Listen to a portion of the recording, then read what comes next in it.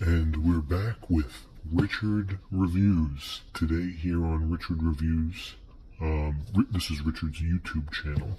We are reviewing a book for his book reviews that he uploads here on YouTube, and the book is Chaos, Making a New Science by James Gleick.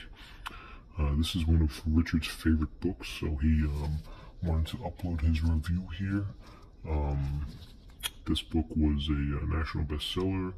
As you can see on the copy, more than 1 million copies sold, with a new foreword and afterword. This is the 20th anniversary edition. This is the only edition that Richard has read, but he was told that this book was amazing, and whoever told him it was amazing was right. Richard loved this book.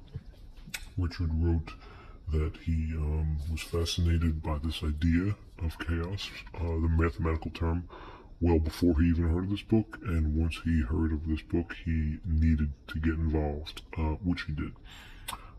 Richard bought this book in Maine, the most northern state of the United States, minus Alaska. That is Richard's understatement of the territory location that he purchased this book. If we look at the book now, we can take a look at it. It's a pretty nice piece, a little brimwall on the sides, and overall nice shine, nice clean cut. You can see the clean cut shine. Yep, right there, good shine all over the top and the bottom. Very good.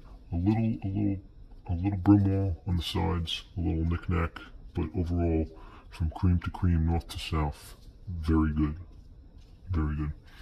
On the side, we got James Gleick Chaos. This is very nice piece that Richard obtained here. We're going to look at the price at the top. Small shine up here. Nevertheless, very good shine. We're going to look at the price. Here's the price. So Richard paid a solid $20 for this. That is a steal. That is a very good piece here. So this is James Gleick, his piece. Now, this does have a single frame lot in the middle of color and a mild adaptation of hue that can be found. James talks about the science and the discovery from, I believe it was Edward Lorenz, that first discovered chaos in his weather models. Really put it like a pedal down on the foot towards the the mathematical term of chaos, and really put it forward in the notion that it was something to be studied and taken seriously. Before Edward Lorenz, I believe chaos was often laughed at and not really taken seriously, but that all changed with Edward Lorenz making it possible for everybody. Now, once we look inside here, he does quote magnum opuses from left to right, north to south, and he goes about talking about all the stuff from universality, all the stuff, how it started, and how what the average person knows about chaos is probably the butterfly effect, but James goes into this a lot more in depth.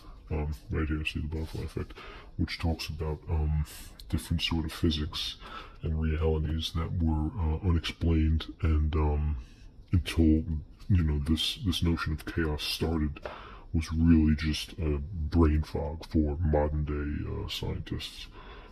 As you can see right here, the quote is by Richard P. Feynman. Richard is also a huge fan of Richard Feynman. He has read a decent amount of his books. I think most of them here are uploaded here on YouTube. Richard's going to try to get through more of his by the end of this week, and hopefully we can get them uploaded to you.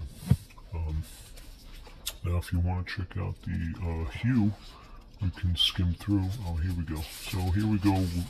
Basically, we're talking about here's the Lorenz attractor.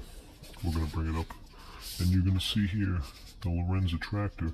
This is basically what formulated the Mandelbrot set, or the Juliet set, which is similar to this, but brought into like a higher level. Now, it really is a beautiful piece. Here's the Mandelbrot set, as you can see. And this right here is just a small section of this, which in terms is almost incredibly detailed. I mean, it's very hard to compute. Modern day computers have extraordinarily benefited scientists these days with just how better they are at showing the details of it. But this book does a great job too. Here it is again, a little bit more intense. As you can see here, these are small sections that are brought out so you can scale them that way. And same as this, which are smaller areas that are magnified so the viewer can really get a view of what's going on. So this is just more of Newton's complementary boundary method, which are also talked about in this book. And these are fractional clusters, something that Richard really didn't know too much about before reading this book, and he found them very fascinating. Okay. Illustrations on the next page. Oh, so this is really what brings us to the Great Red Spot, which is on Jupiter.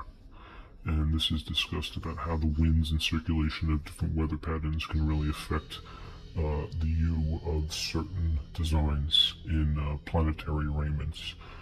Orbital structures and branches of physics are really what Richard is interested in. So this is really right up his alley. This is where he really shined.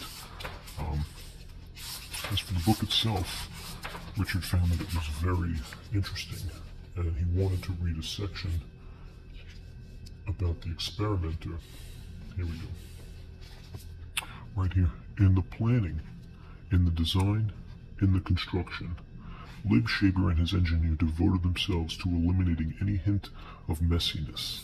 So this is what they did when they were building those fluid reactors to formulate a different spot. And they used these different breaches. This is a diagram of jellyfishes, and they would show how different areas would be warped, and they would not create the same motion, no matter how random it was. And he thought that this was one of the best technology, how different liquids can be fabricated, or trying to create 3D images. Richard is also into 3D designs, and he tries to create 3D models of liquid using his computer, and it's very complicated.